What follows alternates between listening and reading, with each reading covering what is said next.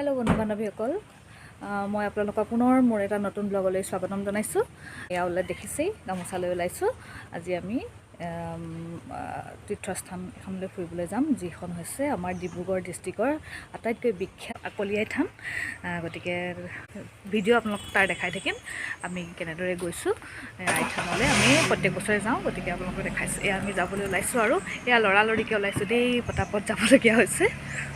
আইথান হৈছে আমাৰ ডিব্ৰুগড় জিলাৰ বা উজনি অসমৰ এখন ঐতিহ্যমণ্ডিত ঠাই, য'ত মনৰ আশা পূৰ্ণৰ উদ্দেশ্যে আৰু বিভিন্ন ক্ষেত্ৰত আশীৰ্বাদ ল'বৰ বাবে, নিজৰ মনোভাৱ পূৰ্ণ কৰিবৰ বাবে বহু দূৰ দূৰণিৰ লোকসকল আহে। আমাৰ ডিব্ৰুগড় ডিষ্ট্ৰিক্টৰ লোকসকলতো আহে আৰু বেলেগ ঠাইৰ লোকসকল আহে, ইয়াতে সেৱা কৰে, চাকি জ্বলে। গতিকে আমিও ওলাইছোঁ, আমি প্ৰত্যেক বছৰে যাওঁ। এয়া আমি ওলাইছোঁ আৰু মই তিনিও যাম।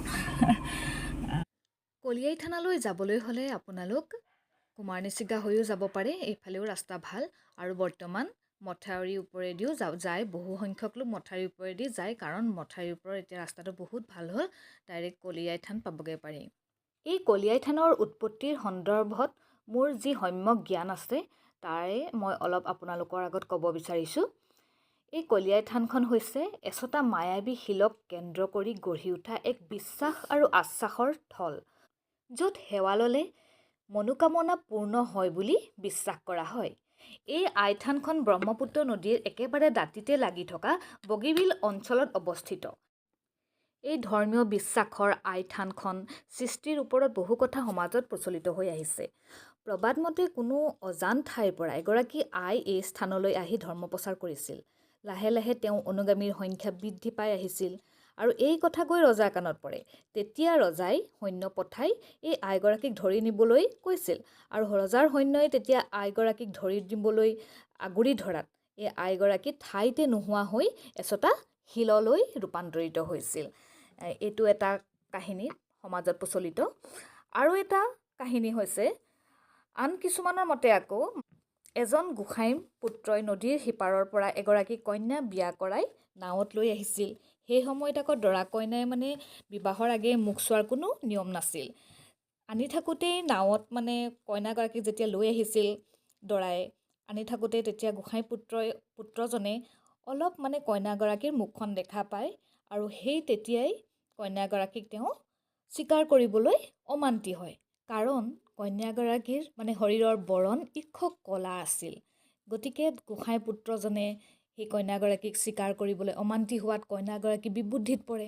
যিহেতু তেওঁ স্বামী ঘৰলৈও যাব নোৱাৰে, যে স্বামীয়ে স্বীকাৰ নকৰোঁ বুলি ক'লে, আকৌ মাতৃ ঘৰলৈও ঘূৰি যাব নোৱাৰে ইমান বিশাল নদী পাৰ হৈ। গতিকে তেতিয়া তেওঁ সেই ঠাইতেই আত্মজাহ যায়, নাৱৰ পৰা নদীত পৰি নিজকে আত্মজাহ নিয়ায়। গতিকে এই স্থানতে এই বিখ্যাত কলিয়াই থানখন সৃষ্টি হ'ল। আৰু তেওঁ সেই শৰীৰটো যেতিয়া নাৱৰ পৰা জঁপিয়াই শৰীৰটো আহি এচটা শিলত পৰিণত হয়। এই শিল চটা নিৰ্দিষ্ট সুবিধাজনক ঠাইলৈ আনি ইয়াত পূজা অৰ্চনা কৰা হয়। প্ৰথমতে কিন্তু পূজা অৰ্চনা কৰা হোৱা নাছিল। পিছলৈ দেখিলে যে ৰজাৰ সৈন্য যেতিয়া আহে, বা ৰজাৰ হাতী ঘোঁৰা বস্তু কঢ়িওৱা নাওবিলাক যেতিয়া আহে, এই নাওবিলাকে এই ঠাইখন পালেই দিগভ্ৰান্ত হৈ পৰে, আৰু হাতীবিলাককো মাউতে কণ্ট্ৰল কৰিব নোৱাৰা হৈ পৰে। গতিকে গম পালে যে এই ঠাইতেই সেই আইগৰাকী যিহেতু জাহ গৈছিল, গতিকে সেই ঠাইতে সেই শিল চটাকেই তেওঁলোকে তেতিয়াৰ পৰাই পূজা পাতল কৰিবলৈ ধৰিলে। সেই তেতিয়াৰে পৰাই প্ৰচলিত হৈ আহিছে এই বিখ্যাত কলিয়াই থান। আৰু সেই ৰজা দিনৰ পৰাই চলি অহা এই আইথানখনেই বৰ্তমান এই অৱস্থা পাইছেহি। এয়া চাওক, বিখ্যাত কলিয়াই থান। আৰু ইয়াত সেৱা কৰিলে মনোকামনা পূৰ্ণ হয় বুলি সকলোৱে বিশ্বাস কৰে। প্ৰত্যেক বছৰেই এই ঠাইলৈ অগণন ভক্তৰ সমাগম হয়। সকলোৱে নিজৰ মনোভাৱ আইৰ আগত ব্যক্ত কৰে, আৰু আয়ে সকলোকে মনোকামনা পূৰ্ণ কৰে। আৰু আমিও আহোঁ প্ৰত্যেক বছৰে ইয়ালৈ। আগতে আচলতে এই ঠাইখনত লৈ আহিবলৈ অকল খৰালি সময়টোৱে উপযুক্ত আছিল, কাৰণ কাষতে যিহেতু ব্ৰহ্মপুত্ৰ নৈখন আছিল, আৰু মথাউৰিটো বৰ সুবিধাজনক নাছিল গাড়ী ঘোঁৰা চলাবৰ বাবে। কিন্তু বৰ্তমান খৰালিও আহিব পাৰে, বাৰিষাও আহিব পাৰে, মথাউৰিৰ ৰাস্তা যথেষ্ট ভাল হ'ল।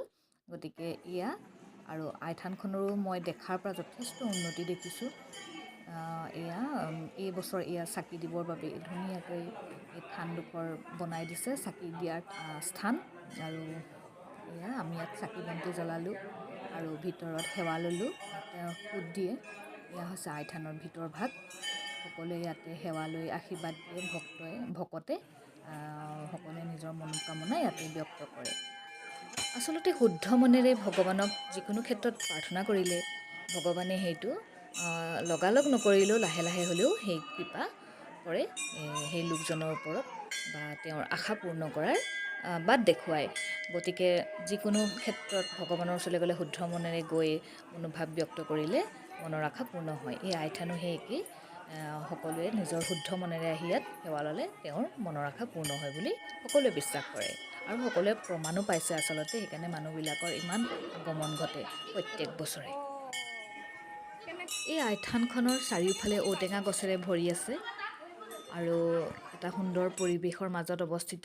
এই কাষতে শিৱ মন্দিৰ, ইয়াতো সকলোৱে পূজা অৰ্চনা কৰে আই থানলৈ অহা লোকসকলে। এই পিছফালে সেয়া ঔটেঙা গছ, আগফালে এই দুজোপা দেখিছে বিশাল ঔটেঙা গছ, অতি পুৰণি ঔটেঙা গছ এইকেইজোপা। আৰু কাষতো আছে এয়া আই থানৰ পৰিৱেশটো চাওক আপোনালোকে।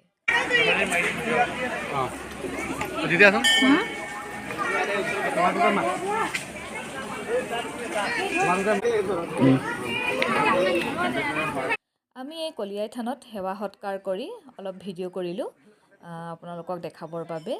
এয়া চাওক, এইবিলাক পাৰ চৰাই ইয়াত বহু লোকে আহি ইয়াত দানো দিয়েহি আৰু হয়তো মানে কিছুমান পাৰ চৰাই নিজেও উৰি উৰি আহি ইয়াত থাকিহি। আৰু এয়া চাওক, ইয়াত দূৰ দূৰণিৰ পৰা অহা ভক্তসকলে ইয়াত পায়স, যিবিলাকে পায়স আগবঢ়াই আই লৈ তেওঁলোকে ইয়াতে ৰন্ধা বঢ়া কৰে। এয়া ৰন্ধা বঢ়া কৰিবৰ বাবে ধুনীয়া ঠাই দিয়া হৈছে। আৰু সেয়া এই দূৰত হৈছে এয়া চাকি জ্বলোৱা ঠাই আৰু সেয়া বিখ্যাত কলিয়াই থান কাষতে। আৰু এইবোৰ বহিবলৈ বেঞ্চ দিছে, ইয়াত বহিব পাৰে আপোনালোকে। মানে আই থানত অলপ বহি যাওঁ বুলি ক'লে ভালো লাগে, মানুহবিলাক চায়ো ভাল লাগে। আই থানৰ সেই ঘণ্টা ধ্বনি শুনিও খুব ভাল লাগে।